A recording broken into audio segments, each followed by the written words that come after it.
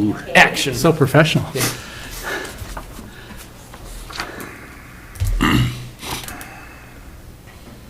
Good afternoon, everyone, and welcome to the September 20th, 2023 Board Meeting of the Housing and Redevelopment Authority. I am calling the meeting to order at this time. The first thing on our agenda is approval of the agenda. Anyone have any I move additions? approval of the agenda. Commissioner Gabler, is there a second? I'll second. Commissioner Hanson, any discussion? Hearing none. All those in favor? Aye. Aye. Opposed? Motion carries unanimously 4-0. Oh, let the record show Commissioner O'Brien is excused his absence today. He's somewhere out there in the wilderness. We're happy for him. The next thing on the agenda is the approval of the August minutes. Motion? I'll move approval of the August minutes. Commissioner Gabler, and a second. I'll second again. Commissioner Hanson, any further discussion? All those in favor? Aye. Aye. Opposed? Motion carries 4-0. Opportunity for public comment. There's no public comment. I can see this. So we'll close public comment and go to new business. We have two exciting introductions today. First is our new District 1 Commissioner, Richard Olson. Welcome, Richard. Hello. Yay. Thank you for being here. We are delighted. I think you've met everyone. Yes. If you want to share a few words about yourself and your hopes and dreams for your role on the HRA board. Well, I moved here 27 years ago, and one of the most important reasons that I moved here was because I didn't like what was being built here. Oh, And I wanted to change the look and the feel of the place more in suiting to what I saw being appropriate here. And one of my biggest passions is housing. I've designed probably hundreds of homes of all sorts, large, small, inexpensive, very expensive. And I continue to do that work. In point of fact, right now, all of my clients that I'm currently working on are self-builders. They're couples or single people that are building their own homes, which is pretty amazing. Yeah. Yeah. Well, then there's a multi-million-dollar project that I'm also working on, but Probably not self-built, I would imagine. not at all. right. All right, well, welcome aboard. I'm a certified interior designer by profession, but I also build, design from ground up, lots of residences. So, I'm glad to have your skill set here. Excellent, yes. Yes, very much so. And then the other introduction, absolutely delighted to welcome and introduce to this board the new Executive Director of the Cook County Grand Marais Joint Economic Development Authority, Teresa Baida. Welcome, Teresa. And maybe it would be helpful if we just did a little one sentence about ourselves for the folks that Teresa hasn't met before. So, Commissioner Gabler? I'm Bill Gabler. I represent the west end of Cook County and glad to do so. And I've had a checkered career in affordable housing, redevelopment, so somehow I'm here. But I'm happy to be here, so. Nice, and I'm glad you're aboard. I can tell you, is Pat Campanaro still alive? Because I've got a dealing with her, and I haven't had a lot of response in the last month, which I'm not surprised about, but I'm glad to hear she's still there. Great. Yeah. Thanks. We're going to skip Welcome. me. Bill's You know- being modest. His checkered past is not checkered. It's robust and good. And then I'll Correct. skip over here. And we've met. Yep. So, I'm Bill Hanson. I owned and operated Sawbill Canoe Outfitters at the end of the Sawbill Trail for most of my career. My parents started it, so I was there for 62 years. Worked that whole time. I claim. And then when I retired, I moved to Grand Marais in 2018. My retirement job is I'm the captain on the schooner Yortis, which is the red sailboat that you see every day out there. And that's why I was a couple minutes late, because wind died down a little bit coming in. Richard Olson, I represent District 1. I live in Hoveland. And Ann Sullivan, Cook County Board Chair and District 4 Commissioner. Very happy to have you with us. Thank you. Just one quick thing I thought might be helpful for Teresa is, districts-wise, the west end is really Schroeder, Tofty, Lutzen area. And you can look online, the county has it on their website for how the districts are broken up. But just to get a lay of the land, so to speak, the District 1, it starts at the northeasternmost part of the county towards Grand Portage, and then it works southwestward, yes, Yep. as the districts go in number. And it mirrors the county commissioners' districts. That's the districts we're talking about. Okay. So, yeah, these board seats are appointed one per each commissioner district. Not the same as the EDA board, with the 4 by the county and the 3 by the city. It's a different makeup. Very helpful. Thank you, Jason. Yeah, of course. And then, Teresa, why don't you tell this board a little bit about yourself and how you came to be here with us, Sure. our sister organization. Sure. Thanks, Chair and Commissioners. Very excited to be here. This is the middle of week 3. Prior to this, I was with the City of Duluth for just over 7 years. First in the Parks and Recreation Division, doing a lot of project management for new trail or park construction, rehab, so a lot of grant writing, project management, and then more recently, I was in the Planning and Economic Development Division doing the role of senior housing developer and planner before that.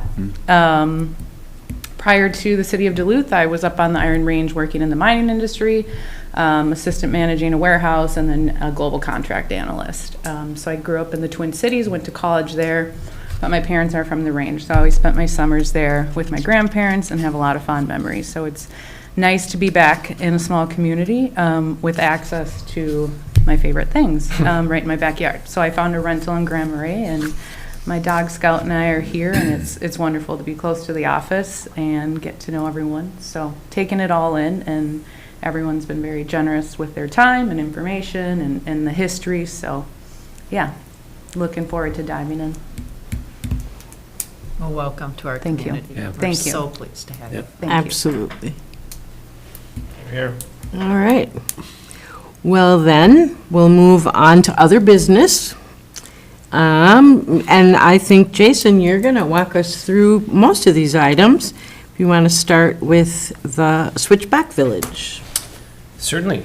Chair, one thing I did want to just mention, I think I mentioned in the email I sent out, you and I went and walked through, there was an, back up a step. The board has talked about opportunities to help facilitate salvaging structures.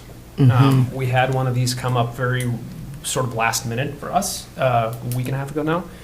And it happens to actually be the building that's right next to our office. There's that small white house. And I've always wanted, I always wanted to go inside that. Well, I had the chance. We were. We both did. We both, yeah. I walked through with Anton Moody, owner of Taiga Designs and Construction. And he was the one who graciously reached out and said, hey, maybe there's a chance to salvage the structure, and would the HRA be interested in that? And actually, I want to give kudos, so to speak, to the City of Grand Marais. They were offering to house or store the structure on some of their property if the HRA wanted to take the role of paying to move it. So I engaged a contractor to move it. We started looking at it. I marked it for utilities, and then we walked through it, and then I said, maybe we shouldn't actually take this house. And so I had the chair walk through with me and kind of explained the reasoning, and it's all of that's to say, I think that it's going to be important if we decide to take this role in some shape, to be able to walk through these things and try to do an assessment of whether or not they're worth the cost. It was approximately $25,000 to move it, and it's a very small piece of property, and the back part of it would have to be cut off, so there were a lot of complications. Nevertheless, we're learning as we do this, and I wanted to let you all know we are going to continue to be open to those things as they come up, and we'll take our best guess and walk through it and assess it as we do. And I would just add, I did share that structure and the opportunity to relocate it with a person that I know that could have been interested, was very excited to hear about it. And he knows Anton, so he was going to reach out to Anton. if there's anyone out there listening that might also be interested, Anton is the one who's gonna rebuild on the property for the new owner of the property.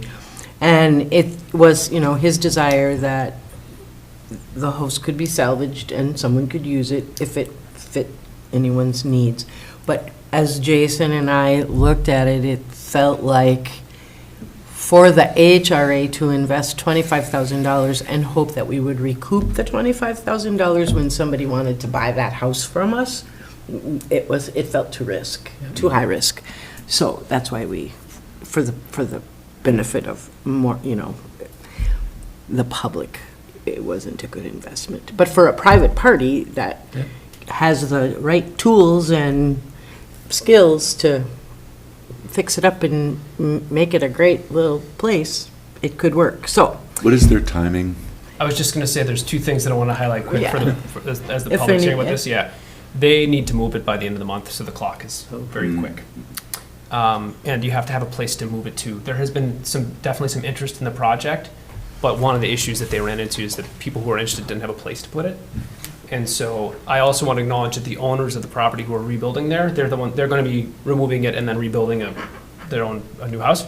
They were terrific in wanting to do something for the community and like making space for that to happen. So like saying, hey, Anton, if you want to find somebody who wants to move it, we want to try to help with the problem. So I want to just acknowledge that they were open to doing that, which is fantastic. yeah. But the time, we've got 10 days. And again, I was fortunate to catch the only mover that I've really met north of Two Harbors who will move structures like this. But you have to have a site to put it on or at least somewhere to store it. And then once it's moved, you have to move it again unless you have a foundation ready for it. Right. So for all of those reasons, it just wasn't a good fit. Yeah. Great question. Maybe if you had a few more months, maybe. Right, maybe, maybe. I would just thank you for your judgment on this stuff. Obviously, yes, we're interested in trying to improve the community, and moving houses might be one aspect of it, but it's got to be the right situation, and this wasn't, and thanks for just using the judgment to come to that. Yeah, Absolutely. it looked like a place that was like super sweet in its prime time, right? It just was really, I loved it, but. At this point, thank you, Commissioner, and I walk through these thinking, if I was to do this, what would I need to do? Because I've done that enough, and then I'm like, I don't want to do this. So maybe it's not a good fit. Well, you've done some of it personally, so Yeah. you're Yes. speaking from experience. Exactly, yeah, and I don't have all the answers, but you kind of get a feel walking through 100 houses, what it takes. So anyway, I just wanted to let you know that conversation continues to happen in the community, and other opportunities may come up, but I think the roadmap for now is to jump on them when we can and take a look and take it seriously, and then if it's not a good fit, just continue to be open to it. So, okay, other business, like the chair said, there's a litany of things, and I'll try to be brief. We'll probably have a short meeting today. Switchback Village has, so, I was gone on vacation, and we were doing some final wrapping up, and time zones were fun. But we worked out, there was an issue with IRRR because I had informed the board previously that they had not received a response to the bid. So there's a public request for bids, excuse me, they didn't receive any bids. So they request bids publicly, they, by the statute, they didn't receive any responses, and IRRR had never run into that they knew about, and so that was a conundrum. The short version is that it took about 3 weeks to get that sorted. And by the time that was sorted, the excavation and earthwork folks said, well, we can start now, but we might not finish in time to cure the concrete in November. So it became a huge question of, shoot, what's the most responsible, appropriate thing to do? And we all know that winter could start anytime in October or December, and now, of course, it's going to be beautiful too, like Thanksgiving, because we're not, they're not starting, but so they, after a lot of conversation and contemplation and talking with the contractor, they decided they have to pause till spring. It's not so much the concrete curing as it is the frost footings and making sure they have to blast the rock because there's rock, of course. So they're very disappointed that that's the case, but it's probably the wise thing to do. So they have every intention of continuing in the spring as soon as the frost is gone. That It's still on for them. They're excited about it, but we just ran up against the wetland delineation and then this legal question. We couldn't start anything until the IRRR said, yes, you don't need to, because this is what the work, unfortunately, the first thing they need to do is the work that the IRRR is funding. So they can't start it all until we had their attorney sign off on it. Jason, thanks again for judgment call with them, and what's the chance of construction costs going haywire by next spring? Yeah, we had, Dante and I had a long conversation about that. It's sort of a mixed bag because the Fed just said they're going to hold rates. I think that was today. Come spring, maybe the rates start going back down. We just don't know. So if they start to reduce rates a little bit, inflation is under control, maybe it's a wash. The other thing is, I've been talking with some of my developer colleagues and equity folks. With all of the money coming from the state and even the IRA and other federal programs, there is very likely going to be a sort of shift where the private sector is going to have to start working more with the public sector on some of these projects because the gap is what it is. So all of that's to say they're hopeful that it will at least be a wash. If it is a little bit more, costs go up. They're going to keep tabs on it, of course. And they have some control over that. They're self-performing some of it, which is really helpful. But I'll keep up to date with them on it as much as possible. But so much has changed, Commissioner, in the last couple of years. It's so hard to... That's why I'm asking. Yeah, that's a very good question. I wish I had a good answer for you. No, thanks. Yeah, you're welcome. Any other questions about Switchback Village? Okay. Temperance Trails, that's the Tofty project by Birch Grove. They are submitting for the submitting by October 1st for November 7th, I think is the Planning Commission meeting.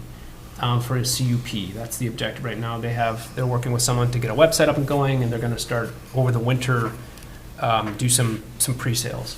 And they've also decided if the market wants it there, so in other words, if they have enough buyers or interested parties, they'll do a few more units than they were planning on. The principal who you've met, Peter, who came in, he actually, somewhat fortuitously, the earthwork and septic contractor he's working with, wants to partner on the project because he thinks it's a great deal.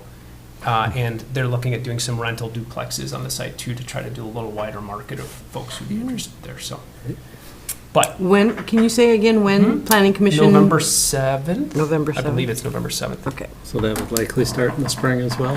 They might go, depending on where things are at, they're not going to do any pipes, but they might go in and start clearing the path and putting the road in.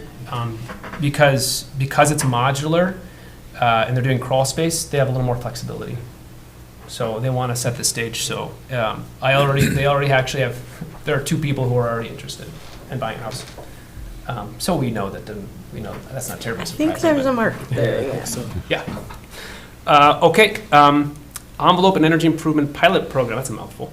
The HRA generously said you're gonna provide $20,000 to seed that. You folks saw the grant agreement that I drafted and approved at the last meeting.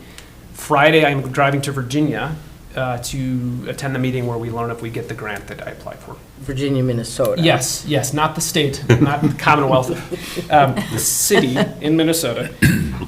And so our partners in this project are eagerly awaiting that. There are also a couple of opportunities we're looking at to leverage existing funds to get additional resources. So the City Grand Marais is going to be bringing that to their council to look at how they can partner. If we do get the $50,000, our anticipation is to widen the application pool and do an actual application for lower-income households for this program. So I'll keep you up to speed on that. It's kind of we have to wait and see what happens Friday. Like any other situation, when you get the funds, nothing's free. So there's a different level of requirements and thresholds for incomes and such. So we have to wait to find out before we finalize that program. So, Will the designs change based on the grants that are awarded?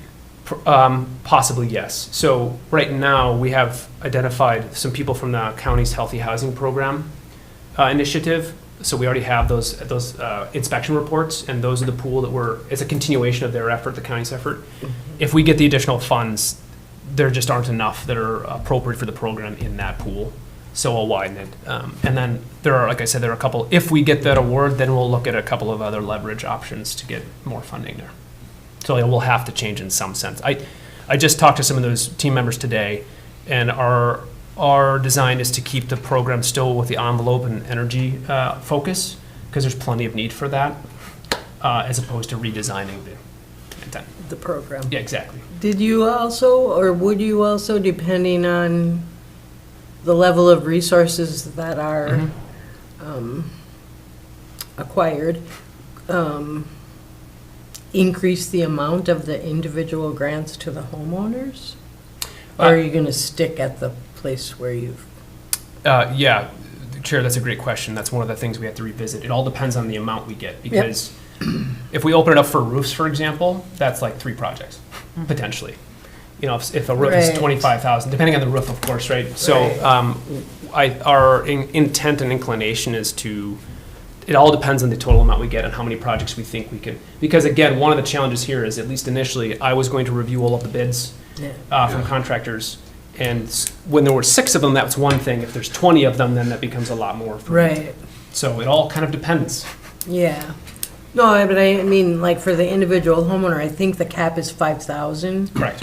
But if the grant was 10,000 and they could do more windows or more insulation, or that's where. Yep, we're on the same page there, for Okay, sure. Yep. okay. So you're looking at that. Yep, definitely, Chair. Okay. Any other questions about that pilot program? Okay, Elite, Minnesota Power Property. The draft RFP was in the packet. Did anybody get a chance to look at that? Any questions, comments, changes, concerns? I thought it was fairly complete, and I remember from last meeting that one of the ideas is to try to encourage some local contractors to get into the business, and I didn't look carefully enough to see if that's highlighted in here, or preference given, or just leave it open and see and try and work with people to submit proposals and everything. And I think that the list of what they should be submitting or need to submit was pretty comprehensive, meaning they would have had to have had some experience in design, financing, construction, you know, and so my hope is that perhaps we might give some technical assistance if there are local folks who are interested but might not have all of those Ts crossed. That's the only concern I had with it. I thought it's a marvelous package, actually, and made me glad to live in Cook County when I read all that stuff again. About how great the county is? About how great it is, and Right. it is a great place, so thanks for doing it. Of course, and just to address your concern, which is well-founded, Commissioner, I have been reaching out to local contractors. My intent here would be, once we approve it and we're going to issue it, I would directly send it to them and say, hey, we'd love to talk about this. I don't anticipate anybody locally is going to have maybe gone through all of those things. In my experience, it's better to ask for it, and then we can have a conversation about what you may or may not have.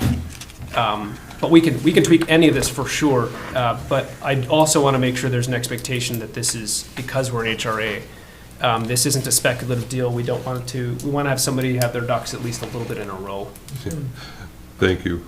Yeah, well, and we have a clock on this option agreement too, so Yeah. I want to weed out people who may be interested and it might take them 9 months to make their decision. We can't do it. But anyway, having said that, if there's anything you'd like to specifically strike or change, let me know.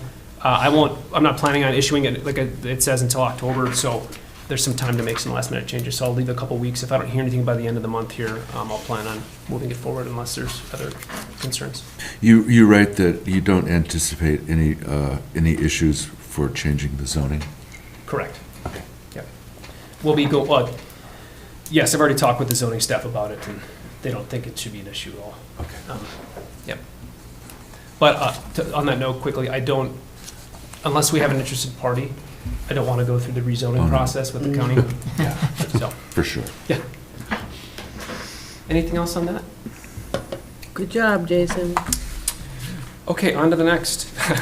The Heights. I wanted to mention this in a little bit more formality with the group. I'm sure you're all aware of that project. It's the Cook County Real Estate Fund and their partners up on Highway 61 on the north side, next to Up Yonder. I've been working with them for the last several months, and we're at a place, they just submitted their financial assistance application for the HRA. The HRA approved that last year. It was one of the first things we approved, which basically says, who are you, what are you trying to build, what would you like our help with, in what form? And then they sign it and submit a fee, because it's a lot of, I can tell you, it's already been a decent amount of time and work. I am excited. They're excited. They're very motivated to do this. It's between 32 and 36 units. I met with them again yesterday for a couple of hours. Their plan, at least right now, is hopefully including things like underground parking on one side because of the slope. And there is an opportunity at that site for another project, and there are a couple of parties we're talking to about that opportunity who are interested. So, one thing is I just want to mention that this is going forward, and such is the nature of development. There are like 4 or 5 amorphous sort of, nursing these things along things. If we're lucky and unlucky at the same time, they'll all go. I'm excited and a little concerned about that. But this is one of them, and we were just working on the pro forma yesterday, and so I think it looks promising. But one of the things I want to draw your this is the case with all of these things, is there are resources available through IRRR, through DEED, through Minnesota Housing, but there's a finite amount, and we might have to make multiple applications to the same pot for different projects. Mm-hmm. That's one of the, and I've been very transparent with these developers. I phrase it as, we love all our children equally. If it's a good project and a good fit, we want to support it. So we're going to leave it to the funders to decide what they want to pick. Of course, that just makes it a little harder, but they're all understanding like that's the way that this goes. And so there's a sort of matrix of funding and which project makes the most sense, and I'm continually adjusting that. But we are likely to be coming to this board and maybe to the county or the city for resource approvals in for sure the next 6 months, if not sooner. But I just want to keep these things on your radar so you know, oh yeah, it's that one of those projects we're talking about. We're asking for money. Where's their focus going to be in the marketplace? Their plan is to build, let's say it's 36 units, 12, 12, and 12, studios, 1s and 2s. Their target market, so to speak, is young professionals they're branding it as sort of a transition opportunity for people to land here.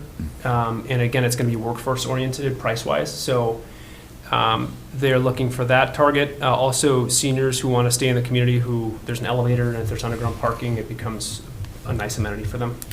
So those are 2 cohorts. Of course, the 2 bedrooms is another opportunity for people with kids to be able to find a space too. I don't think they're picky. They'll rent to whomever wants a place to rent. They have to, right? Yeah, exactly. Yeah, they can't be picky. Having said that, we're also talking with I had a meeting this week, for example, with the U.S. Forest Service. Surprise, surprise, housing is a challenge for them. And retention, in fact, so much so, nationally, the Forest Service is making changes to their recruitment policies and some opportunities they have to try to grant more authority to local offices to do things. Now, that's a very bureaucratic, long-term process.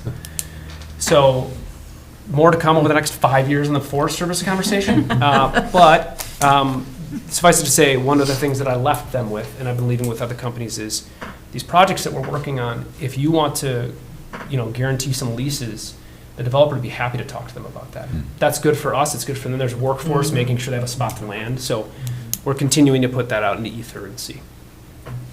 They offer grants for wood projects, by the way, the U.S. Forest Service. Wood projects? How do you mean? Wood, like Wood mass construction. timber Oh, sure, for construction for materials? wood construction projects. I saw that. Yeah. It looks not very straightforward, but it's something that, and I think the applicant has to be the developer or the person that's doing the construction materials. Okay. So I have mentioned that, like USDA has something adjacent to that, and it's just whether or not the builder wants to go there. I'd love to see mass timber here, although with our height restrictions, I don't think we need mass timber. Right. It would be really great to have it locally sourced. Yeah, great point. Any other questions about that one? What, Oh, did I miss the split application? you fee? didn't, because I didn't say it. Thank you. Okay. One of their requests was, so the Heights is anticipating this being a 2024 start.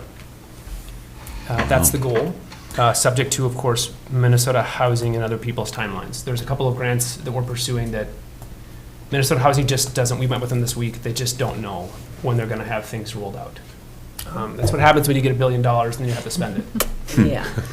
So, subject to their timeline, that's the goal. And we're talking with, you're probably familiar with Ideal Homes, a modular builder. Excited about the opportunity to do some modular, especially with some workforce constraints we have. So they met with them on yesterday. They're going down to meet with them in the office tomorrow. So these things are moving. But the application fee is $2,500 for the HRA. It's on our application, and they're asking if they could split that at the end of this year and the beginning of next year for tax reasons, because they haven't earned any revenue this last year. I don't take umbrage with it one way or the other. I just wanted, they asked if I would ask the board if that's okay. So I leave it to your discretion. So it would be split they would pay both of it, all of it, to just split it for taxable years. Sure. No, I have no trouble with that. I don't either. Me either. Do we want a motion? If you don't mind, that would be helpful, yeah. Also move. Commissioner Hanson, is there a second? Second. Commissioner Olson, any further discussion? All those in favor? Aye. Aye. Motion carries 4-0. Thank you. Thank you. Absolutely. Okay, moving right along. Here's a new name on our agenda. Yeah. Björkberg is Swedish, Norwegian? Gosh. Swedish is. One of those. But it's Swedish. I should know. That's Okay, what I thank you. bet. Thank you. Swedish, it turns out, which I think means Birch Mountain. So you're probably familiar with that. There's that property on the west side of town here, not far from here, a couple blocks away, actually. It was called Birch Mountain. Tony Iverson owned it, and his parents actually live on the site. The chair before, I think he had even started, had heard about, what's that? Everson. I'm sorry, I said Iverson. Everson. There's a purchase agreement for it with a gentleman who has been interested in it for a long time. And now he's gathering a team, an architect who I worked with and recommended to him, and I'm glad that worked out. Engineering firm, we're meeting with the city again next couple weeks. Short version again is he's looking at doing some townhomes and up to 20 units, 19 I think is the number on that site. It's a little over, I think it's 2.5 acres total. Because it's kind of long, it's several lots wide, and there's a hill, that's why it's called Birch Mountain. There's a pretty steep grade, and then there's some flat piece at the top. So 19 is a number they have to do some geotech, all of the fun things that will tell him, you can't build it here, you should build it there, that, right? But he's getting serious about it too, and this is one of those potential projects where we're working with Minnesota Housing, we had a meeting with them. He's focusing on sales, so he wants to do for sale, and Minnesota Housing has a wonderful program that is affordable. They fill the affordability gap. So if it costs them $350,000 to build it, Minnesota Housing, and the buyer's income qualified, and they can afford $250,000, they can fund a $100,000 gap, which is pretty fantastic. And so we had a great meeting with them about that opportunity. Again, they're not sure when that application is going to be out. They said they're hoping by the end of the year, which I interpret as March probably. So I'm just continuing to try to manage expectations for timing for the developers and everyone. But this fall, winter season will be busy with the planning. That's typically the deal with development. This is the time to get our ducks in a row and get ready to get funding and then start. But that's another one, which would be really exciting. Cedar Grove lots, just a quick update. That meeting got pushed. It is now on the 4th. It was supposed to be in September, but there was a scheduling conflict. So myself and the new executive director of the EDA are going to be going to that just to speak to the planning commission at the city and request the rezoning of those two lots. I have parties that are interested in both of them for housing. So we just have to get it rezoned. If we get it rezoned, then the EDA has agreed to transfer it to us, and then we have more property. That's the city planning and zoning, Great. October 4th at City Hall? 3, 4, I think it's 5:15. 5. Is my recollection. Oh, no, I'm getting mixed up. I think it is 5:15. I'll have to double check there. Please let us know. Sure. If any of us are, It's on my calendar. I am, October 4th, I have it at 5:15. okay. Yep. All right. Is this for the undeveloped portion of the park? On the hill? southeasterly most corner. It's for the So- two so- lots okay. on My the east driveway side of the Gunflint by the curve, Understood. across from law enforcement, Perfect. that we've been talking about for a while. Yes. Any questions about that? Bill, I'll make sure to keep you updated as we learn. Neighbors have to be kept up to date. For sure. It's, obviously, we have to get it rezoned first, and then we have to get control, and then we'll know. I'm fully supportive, though, Great. speaking for one neighbor. We'll bring you to the community meetings, and you can, Yes. um, I have actually kind of chatted with the neighbors, and they were all, nobody expressed any horror at all. They were all like, oh, good. oh, great. More housing is good." Terrific. Yeah. We're going to hold them to that. Well, especially when there's a public reserve there that's plus the setback, so it's really can't be too close. And then you indicated that it'd probably access off the Gunflint. That was a concern for everybody, but Yeah, however, if we could get them to pay for paving the street, then they might be more excited about having an access on that side. I don't actually live on that street, so. I'll say, Bill, the downside of that is, how many units does it take to absorb the cost of repaving that street? Well, yeah. So we could build a lot more units than It's you wishful might want. thinking. It's wishful thinking on my part. Looking at the site, I think the entrance wants to be off of the Gunflint Yeah, because the makes utilities sense. are there. Yeah. And there's already some nice natural vegetative buffer, and I'd love to keep Yeah. a decent stretch of that. On the other side, on Correct. the Yeah, east side. and that is a public Yeah. reserve, so I'm not Right. sure you could even That's build a outlaw. driveway. Yeah, there. you might be able to get, no, I don't variance, think it's but- I think there's an easement for it. Oh, an easement, that's right, Um, okay. But yeah, I don't think we'll be going off of the gravel road is my. Good, good. Could you catch me up on what the intent is for that property? Sure. Well, the EDA, there's been a long conversation in the community about using those parcels, particular parcels for housing. There was I think, an assisted living project that looked at it.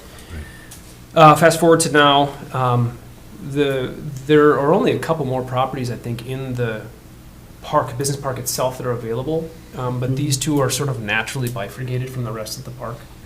And the thought in the past has been these would be suitable sites for housing. So I have been, before we acquire anything, I'm always reaching out to builders, developers, saying like, is this site of interest? What wants to live here in your mind? And we have some folks that are definitely interested in it. And I've seen some concepts that look great, but they're flexible to it. So it's like, now that we know this is appealing, we could get whatever appropriate number of units is on the property.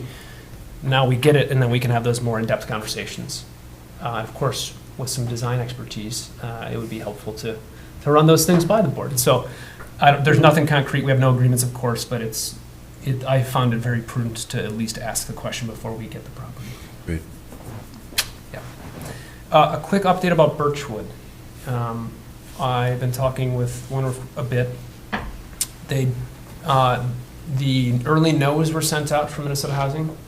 They did not get one, which means they're still in the running. So early no's means that the Minnesota Housing sends out a notification, thank you for your application, unfortunately you haven't been selected to continue. They did not get an early no, so they're still in the game. Oh, they did not get it? Correct. I misheard. Sorry, I know you saw your that. face and I was like, I don't Not think. here, no. Yeah. Okay. It's double negative. They're It's not a still yes going either. forward. It's not a yes. It's not a yes, but it's not a no. All right. So they have decided, I was just talking with the city about this. There's an opportunity to fund new laundry machines. I think this had come up before. One of the things that's holding folks back from maybe investing in the property is that it's still technically owned by the same outfit. Wonder if it's undergone the GP substitution process, but they are waiting to finalize it, so to speak. Everything's been approved, as I understand, but they're waiting for the final signing of the documents until they hear back from Minnesota Housing. One of their concerns is if they can't get the funding to rehab it, then they're getting a property that's just a big challenge for them.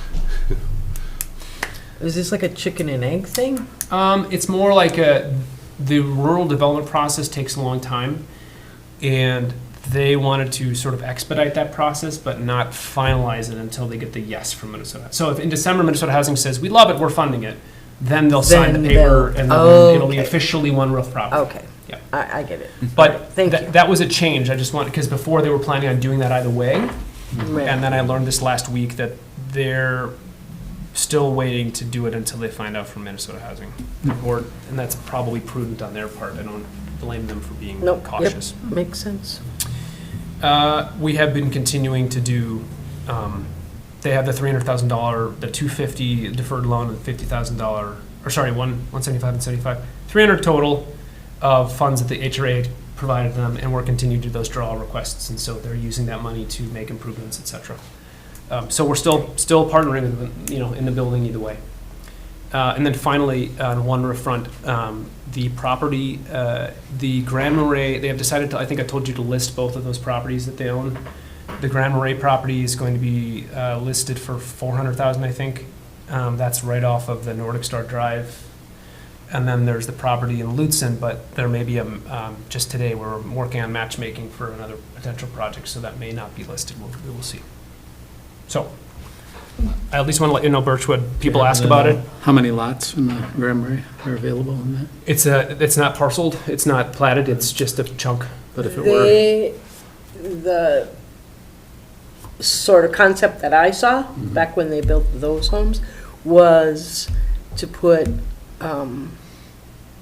4 fourplex apartment buildings similar to what was in Lutzen. just to get an idea of the scale. But that was, it never got past a pencil, a napkin, Yeah. back with a napkin Right. kind of a plan, right? Okay, Yeah. thank you. They Yep. have, I've looked at those plans for that, and as the chair's saying, they had anticipated 16 more units for quads. Of Okay. course, somebody could do something different, but that's what Yeah. they kind of envision as the maximum for the site. Okay. Yeah. And utilities are stubbed, the street is designed such that it can be Correct. extended, yeah. So they ran utilities for the new road they put in. Frankly, one of the challenges there is that's a private road that they maintain, and they can do that as part of the land trust situation. I see. The new chunk, that's going to be a question of access and maintenance. So, Oh, yeah, how's that gonna work with a different owner, right? yeah, it's doable for sure. It's just Yeah. less simple than just a public road. Yeah. So that's going to be part of the project. Is Commissioner Starley aware of the changes in Lutzen, or the potential changes, Oh. I should say? I'm not sure yet. I just heard from Jeff Corey today that that I think it's getting listed today or tomorrow. So, but again, it may not be. So, depending on this other. So there's nothing to know at this Yeah, point? unfortunately, not yet. Well. Yeah, but I have not communicated with her directly about it for that reason, because it's still up in the air. Okay. They also, to be clear, they had to go to the EDA. So the EDA has a right of first refusal for that property. I don't believe they're going to exercise that right. And so that's why I was getting ready to be listed. They might need to take that up at their next board meeting, though. Wasn't it already discussed Or at the did last you- board meeting? Yesterday? Okay. Well, then they'll have to So- formally take that up Yeah, at the board meeting to pass on it. yeah. I'm not sure how the language is written in their agreements. Like, usually you give a written notice that we're planning on listing this for sale. You have the right of first refusal. Let us know within 45 days if you want to execute that. Yeah. If they don't, then they'll list it. I don't remember. I remember the language is in there, but I don't remember what it I says. read it last year, I think. I Yeah. don't remember. But good question. Yeah. Okay, almost done. Me yakking. In EDA news, the chair and I were talking, and I've talked with the president of the EDA, their secretary, and the new director. As you all know, we had a $100,000 snafu for the request we made this last year. Maybe you don't know. Quick, the version is, we had requested, there was a sort of for a few years, the EDA was getting $100,000 for housing projects before the HRA's inception. Well, the HRA was born, and we said, what if we got that instead? And they said, that makes good sense. Everybody was on the same page. There was motions at both boards to do this. We presented that to the county board and to the county auditor, and everybody was on this, seemed supportive. There was, honestly, it was a sort of communication snafu. Not entirely sure. Point is, that $100,000 that we were hoping to get, we didn't get in our budget. So, in good faith, the EDA has worked with us. We requested $50,000 earlier this year, and for one roof, for that project for Birchwood, excuse me. And they generously agreed, and so we're going to go to their October meeting and request the other $50,000 before the end of the year for pre-development. And we will use it because there are these myriad of potential projects in the works, and pre-development's a really hard thing to come by. It's the most Funding for it. Exactly, yeah. It's usually the most risky because you don't know if it's a go or no-go. And as a quick sidebar, I did just today got the wetland delineation for the school property. There are some wetlands. Surprise, surprise. How much of the school land are you looking at? There's about 29, 28 acres there. Right. All of it, This is what's above, correct. yeah, it's all above the I'm Yeah. very I'm familiar. sure you are, yeah. But I would say, based on the, I'll show you, it's very easy to see from even a distance. Oh, yeah. The purple is the water. So we have more, it's the land of a million lakes, is what Minnesota should be called. And Cook County's got half of them. There are decent chunks on here, of course. I have to go through and look at what does that look like? How many credits would we need in the wetland bank to get to the back part of the property, et cetera. At this point, this is the school districts. They ordered this and they're working on this, so they know what they have to. And so after we have this, I'm going to get back together with that board and talk about options and what makes the most sense. Yeah. Finally, under other topics, which we always include for reasons like this, I told the chair just this afternoon, I am talking with the county and the city about some property that they own, each own, that they've indicated in the past they have no plans for, that may be available there's some interest from a developer for a workforce housing project, I think 16 units. So we're going to be exploring that too for 2024 application, so. That's it. That's a lot. Yes. Oh, yeah, no, sorry. Before you, it was just a financial What- update. Yeah. Just wanted to, it wasn't on the agenda, but it's just the year-to-date expenses. Obviously, the bigger ticket ones, like the one roof, that's all accounted for in the ARPA funds that we received. So you'll see that in the source column.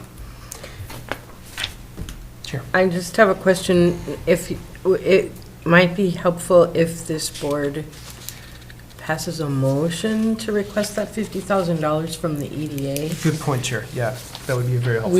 You could go and just say that you presented it to us, but I think it's more, it's better if we make a motion. So I would entertain a motion to approach the EDA at their October meeting for $50,000 remaining in the housing, the funds that have more or less been allocated for housing, for pre-development costs for the projects that the HRA is working on.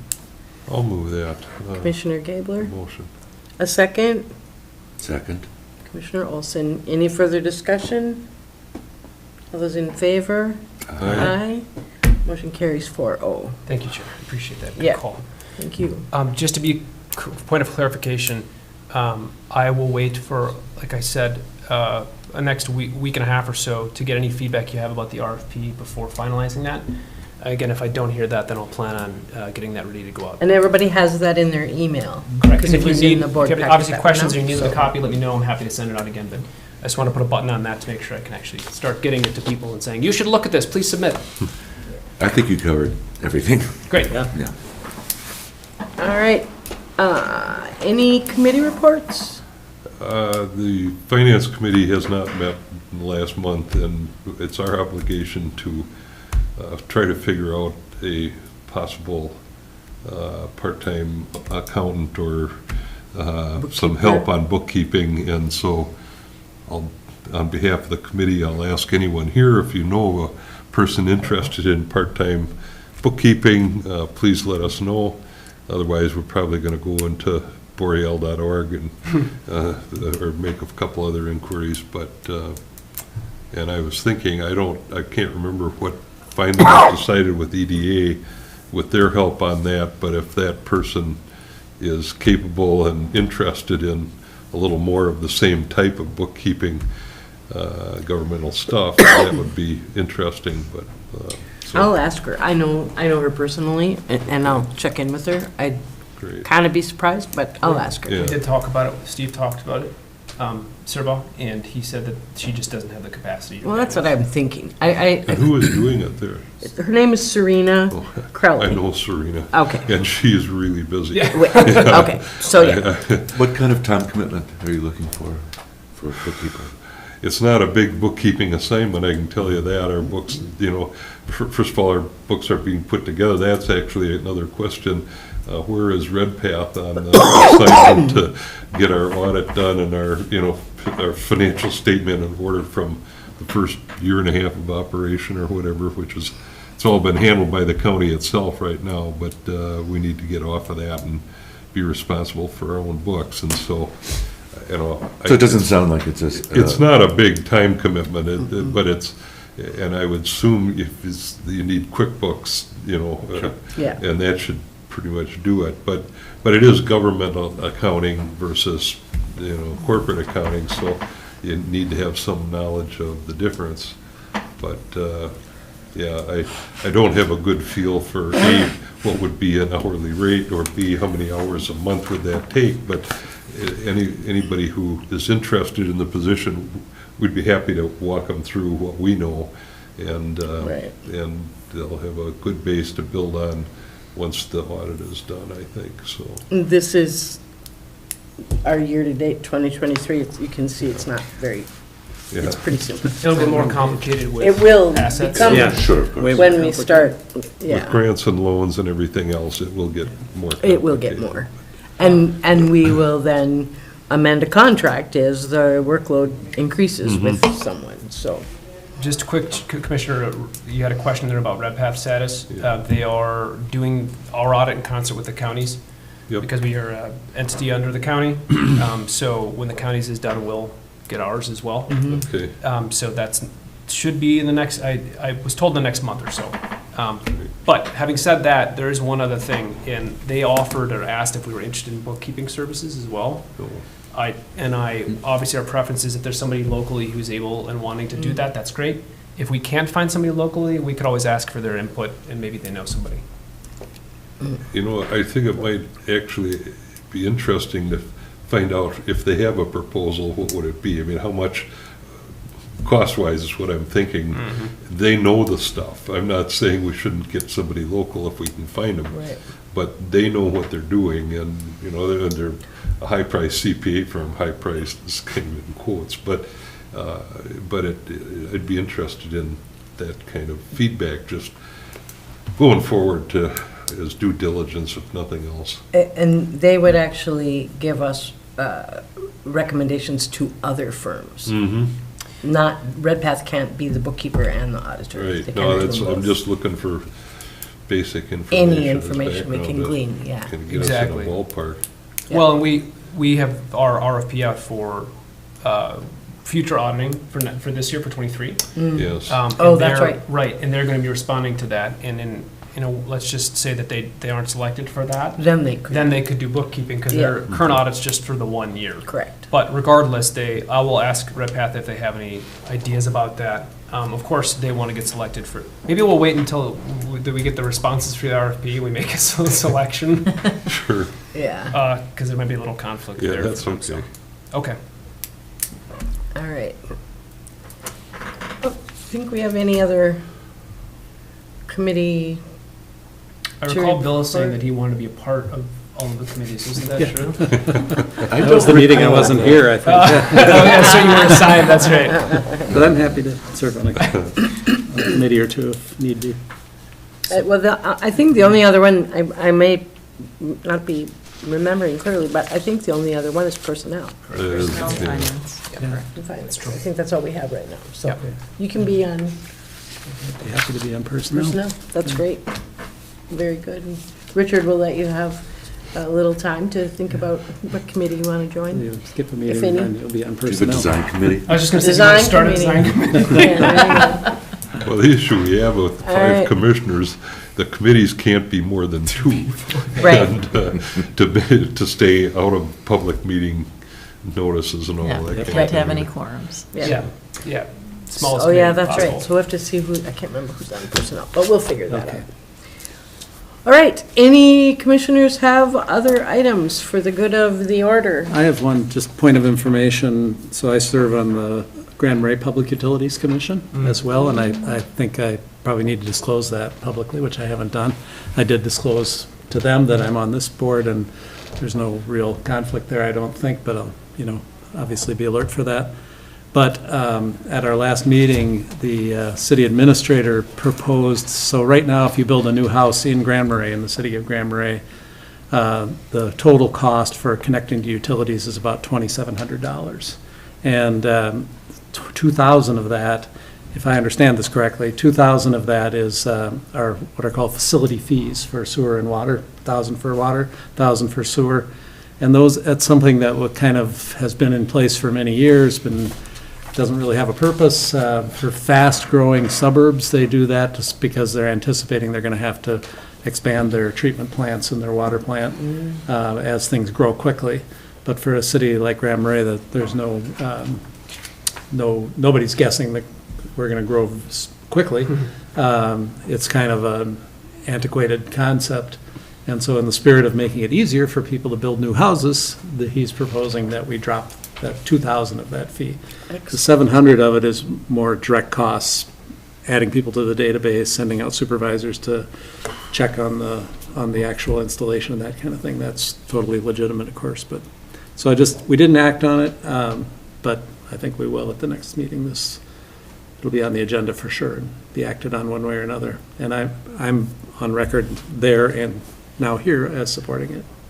It's not a lot, but every little bit helps. That is a very low fee for any community. Yes, but it's a way of Yeah.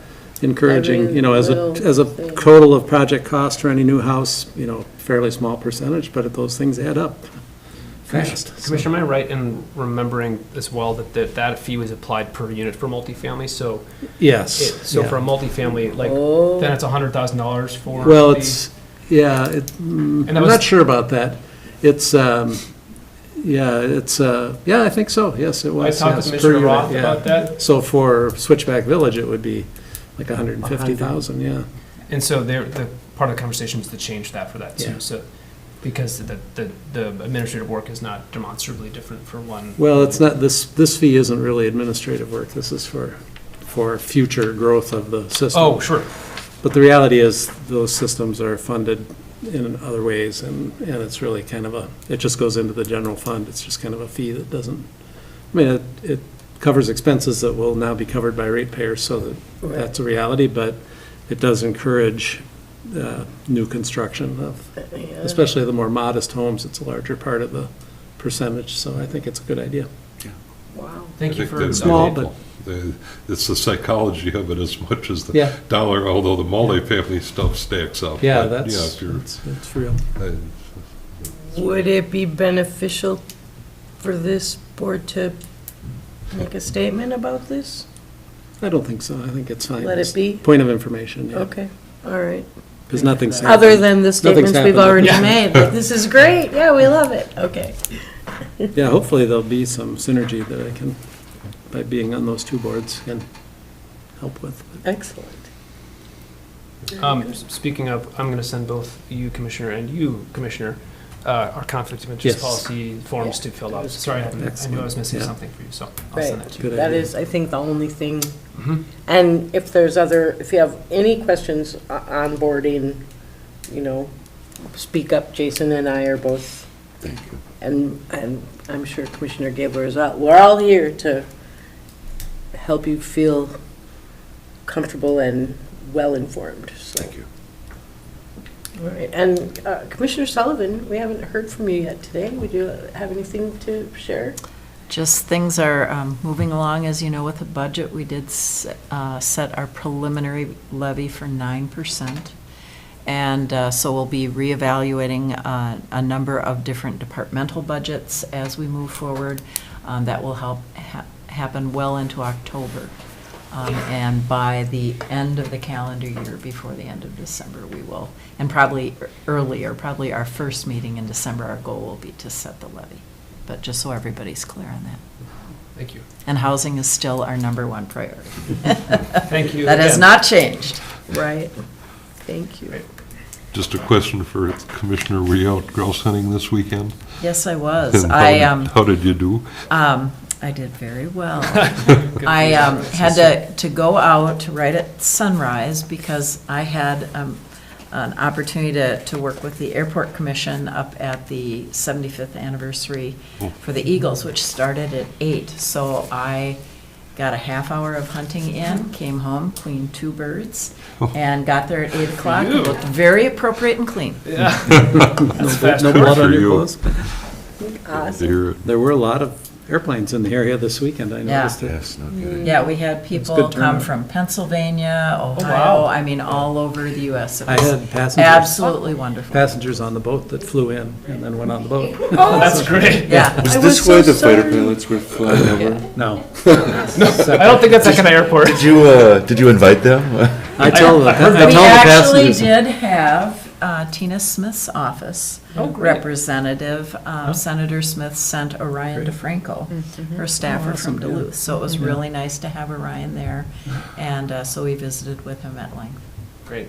I tell the passengers on Yortis when the F-16s come, I'm like, oh, I called them for your, it's a show for you, because they turn around here. Yeah. But that's a lie. Isn't it great to live in a place where everybody stops in their tracks to look up and see an airplane? Yeah, right.